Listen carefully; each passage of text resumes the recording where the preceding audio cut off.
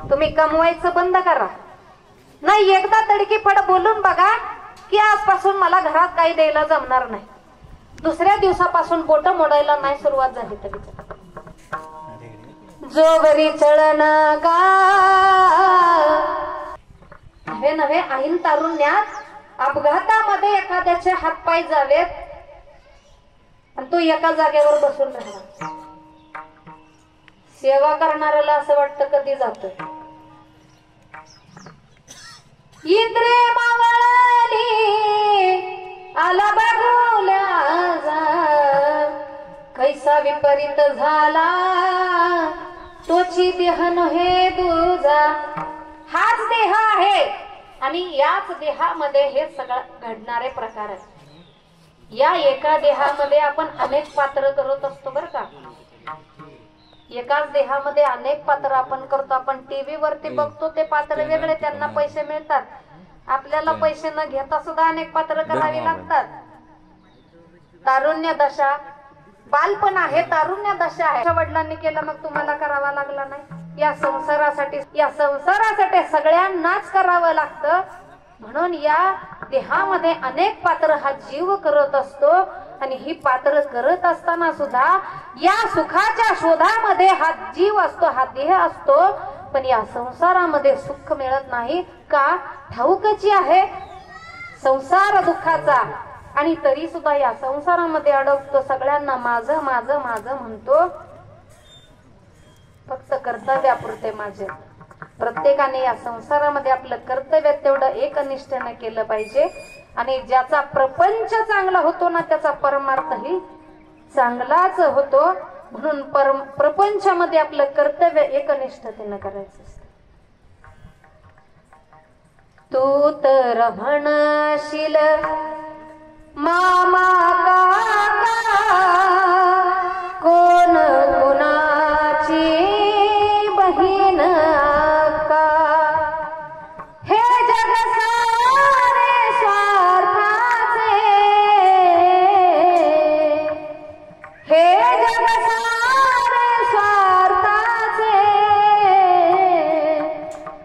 या जगी नाही कोणी कोणाचे, या जगी नाही कोणी कोणाचे, या जगी नाही कोणी कोणाचे, या जगी नाही कोणी कोणाचे, या जगी नाही कोणी कोणाचे, या जगी कोणी कोणाचे.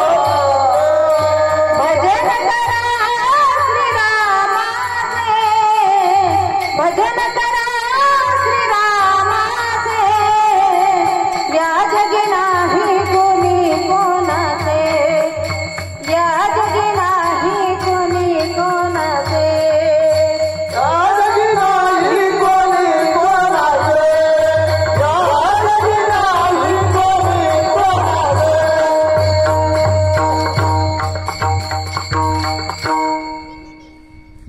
म्हणून सांगितलं तुकडोजी महाराजांनी भजन करा श्रीरामाचे. या जगी नाही कोणी कोणाचे.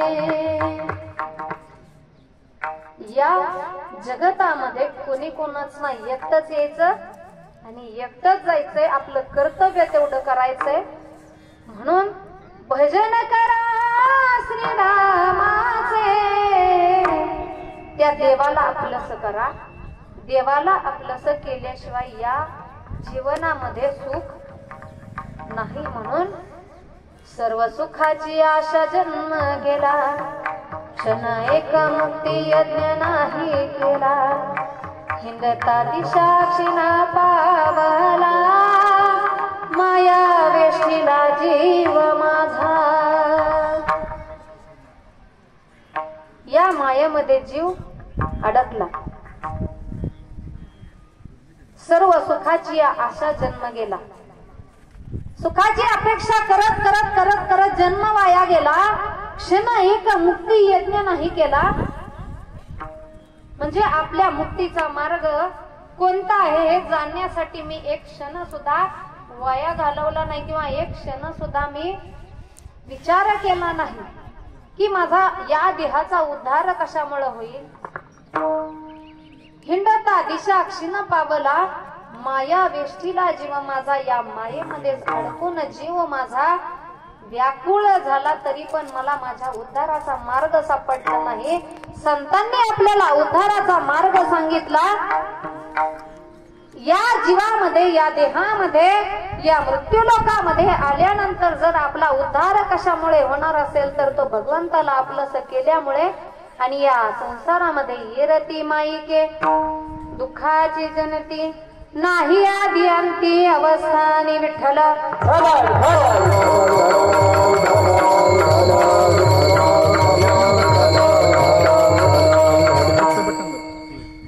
एकदा स्वर्ग लोकामध्ये रोमश नावाचे ऋषी गेले. रोमश नावाचे ऋषी स्वर्ग लोकामध्ये गेले. त्या स्वर्ग लोकामध्ये इंद्रदेव बंगला बांधत होते. इंद्रदेव बंगला बांधताना बघितलं त्या ऋषींनी. आता ऋषींकडे काय असतं, संन्यासाकडे काय असतं, एक पंचा आणि कमंडलू. त्या ऋषींनी त्या इंद्रदेवाला बंगला बांधताना बघितलं आणि इंद्रदेवाला विचारलं, देवा काय करताय. इंद्रदेवाने सांगितलं, महाराज माझे असे 9-10 बंगले झाले पण तेही आवडले नाहीत म्हणून हा 11वा बंगला मी बांधायला काढला. कितवा कीर्तन आपण 12:15 बरोबर संपवणार आहोत. 11वा बंगला इंद्रदेवाने बांधायला काढला. ऋषींनी सांगितलं, काय करता 11वा बंगला बांधून. माझ्याकडे बघा, माझ्याकडे फक्त एक कमंडलू आणि एक पंचा. इंद्राला प्रश्न पडला, किती दिवस तपश्चर्या केली असेल, किती वर्ष तपश्चर्या केली असेल या ऋषी मुनींनी. आणि मग त्या ऋषींना विचारलं, तुमचं आयुष्य किती. इंद्रदेवाने विचारलं ऋषींना, तुमचं आयुष्य किती. खरं तर 9 गोष्टी कोणाला सांगायच्या नसतात. त्यातल्या सगळ्यात महत्वाचं म्हणजे आपलं आयुष्य, म्हणजे आपलं वय. आपला बँकेत पैसा किती आहे हे कधी कोणाला सांगायचं. बँकेत म्हणा, घरात म्हणा, आपलं धन किती हे कोणाला सांगायचं. आपल्या घरातलं भांडण कधी कोणाला सांगायचं. बरं का, ह्या 3 गोष्टी तरी महत्वाच्या आहेत. आता तेवढ्या मी सांगितल्या. आपल्या घरातलं भेद कधी कोणाला सांगायचा नाही. कारण आपलं जेवढं आपण लोकांना सांगायला जाऊ तेवढं लोक त्याचा हास्या करतात. सगळ्यांना अनुभव आहे माझ्यापेक्षा जास्त. आणि मग ऋषींनी सांगितलं, देवा मला वय विचारताय. खरं तर वय विचारायचं नसतं, तरी पण मी सांगतो तुम्हाला. माझ्या अंगावरती तुम्ही केस पाहताय. इंद्रदेवाने सांगितलं, हो. या देहावरचे जेवढे केस गळून पडलेत ना तेवढे इंद्र माझ्या आयुष्यात झाले. आता अंगावरती किती रोम असतात, किती केस असतात. त्यातले जर मी विचार करते 10, 12, 15, 20 काही गळून पडले असतील तेवढे इंद्र त्या ऋषींच्या आयुष्यामध्ये झाले. म्हणजे त्यांचं आयुष्य किती झालं असेल. इंद्राला प्रश्न पडला. इंद्राने बंगल्याचं काम तिथंच थांबवलं. म्हणले, महाराज तुमचं खरंय. म्हणजे एवढं आयुष्य प्रमाण असताना सुद्धा काय लागतं जगायला. वारीला जाणाऱ्या लोकांना माहितीये काय लागतं वारीत. हातराला पांघराला काही नेलं नाही ना, खाली एक कागद वर एक कागद, पाऊस आला तरी टेन्शन नाही, अजिबात लागत नाही वारीत काय. आणि काही न नेता तुम्ही गेला तरी सगळं तुम्हाला देणारा भगवान परमात्मा आहे. तो पांडुरंग आहे. रस्त्याने काही कमी पडत नाही. एक जण मला म्हणाला, बरं काय असंच, महाराज ज्यांच्या दिंड्या जातात त्यांच्या दिंड्यात जेवण असतं, पण जी लोक मोकळी अशी चालते त्यांचं कस काय. म्हणलं, चीटी के पाव में घुंगरू बसता है वो भी भगवान सुनता है. मग त्याच्या नावाने जर ओरडत चाललेत लोक त्यांना तो उपाशी कसा ठेवेल? विठ्ठल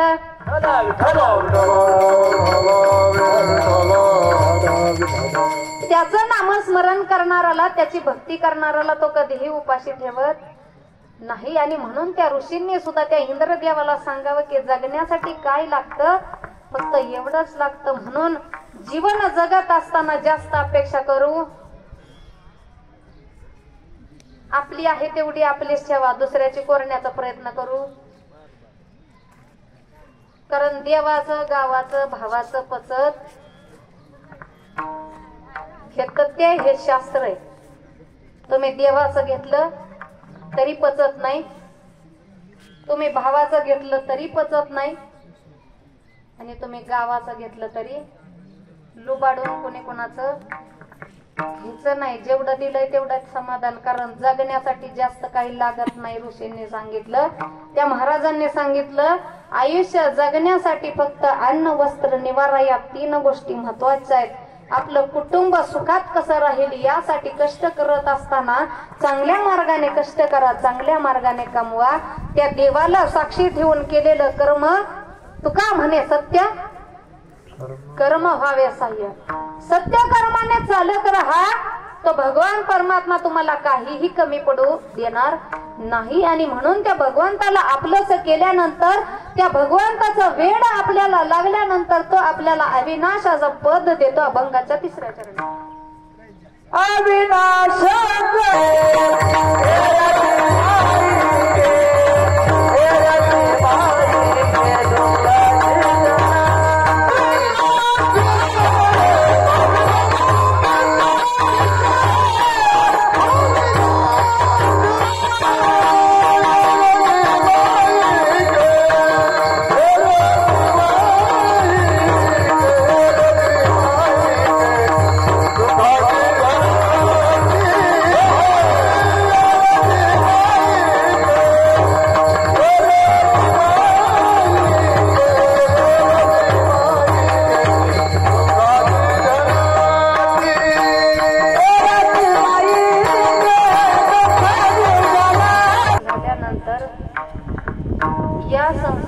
सुख दुःख आपल्याला काहीही बाधत नाही. म्हणून त्याचं वेड लागणं महत्वाचं आहे. राजाची कन्या असणारी सुद्धा मीरा त्या भगवंताच्या प्रेमामध्ये, त्या भगवंतामध्ये एवढी सुद्धा उभा राहून तल्लीन होऊन नाचायचे आणि त्या भगवंताचं भजन करायचे.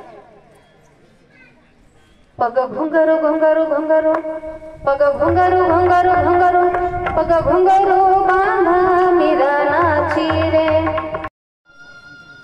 ती मुलगी सासरी जाते आणि ज्या वेळेस आई वडील नसताना जर ती मुलगी माहेरी आली तर तिला त्या गोष्टींची आठवण होते की माझा बाप असता तर माझ्या बापाने आज माझ्यासाठी हे केलं असतं, माझी आई असती तर माझ्या आईने माझ्यासाठी आज हे केलं असतं, मी जाताना माझ्या आईने माझ्यासाठी खाऊ दिला असता. मुलगी दारात दिसल्यानंतर बापाचं काळीज जे मोठं होतं, जागेवर बसलेला बाप असू द्या, बेडवर बसलेला, काटेवर बसलेला बाप असू द्या, बाहेरून येताना जर लेक पाहिले तर त्या बापाचं काळीज एवढं मोठं होतं की त्याचा आनंद गगनामध्ये मावे नसतो. ती आई आपले डोळे पुसत पुसत आलेल्या लेकीच्या गालावरून हात फिरवते, डोक्यावरून हात फिरवते, पट पट पट पट त्या लेकीचे मुके घेते. कितीही वय होऊ द्या पण प्रेम आहे ते वडिलांचं प्रेम आहे, ते आईचं प्रेम आहे. आणि म्हणून ज्या मुलीच्या माहेरामध्ये आई वडील नाहीत ना त्या मुलीचं माहेर खरं संपण्यामध्ये समजतं. आई बापा गेले दोन्ही, आता उरलं नाही कोणी. ती मुलगी म्हणते आता माझ्या माहेरामध्ये आई नाही, बाप नाही, मी जायचं कोणासाठी? माझ्या सासरी कितीही संपत्ती असू द्या, पण थोडा तरी जाच त्या मुलीला सासरी असतोच आणि मग त्या मुलीला आईची आठवण होते, त्या मुलीला बापाची आठवण होते आणि मग ती म्हणते जात सासरचा सोसेना कोणी माहेरचा भेटेना आई बापा गेले दोन्ही आता उरलं नाही कोणी। आता त्या मुलीला माहेराकडे जाण्याचा रस्ता सुद्धा धरावासा वाटत नाही का? अरे माझ्यावरती जीव ओवाळून टाकणारे आई वडील त्या माहेरामध्ये राहिले नाहीत, आता जायचं कोणासाठी? आता सरली माहेराची वाटा प्रपंचाचा आला गीत जात सासरचा सोसेना जात सासरचा सोसेना कोणी माहेरचं भेटेना। माहेरामध्ये आई वडील असणं महत्वाचं आणि अशा प्रेमळ असणाऱ्या या कलावती आजी या खूप मोठ्या अशा कुटुंबाला सोडून गेल्या। त्या कुटुंबामध्ये खरं मायेची उणीव जाणवत असेल तर एवढं मोठं कुटुंब त्या आजी सोडून गेल्यात आणि त्यांच्या सुनांनी सांगावं की त्या किती प्रेमळ होत्या। म्हणजे जसं मुलींना प्रेम करायच्या तसं सुनांवरती प्रेम करणाऱ्या या आजी, त्यांची माया, त्या मायेची उणीव या कुटुंबाला भासावी एवढा प्रेमळ स्वभाव या आजींचा आणि म्हणून त्यांनी ही देवाला आपलंस केलं आणि देवानेही त्यांना त्यांच्या ठिकाणी अविनाश असं पद दिलेलं आहे। त्या कुठल्या देवाने आपल्याला त्या आजींना पद दिलंय? विठोबा रखुमाई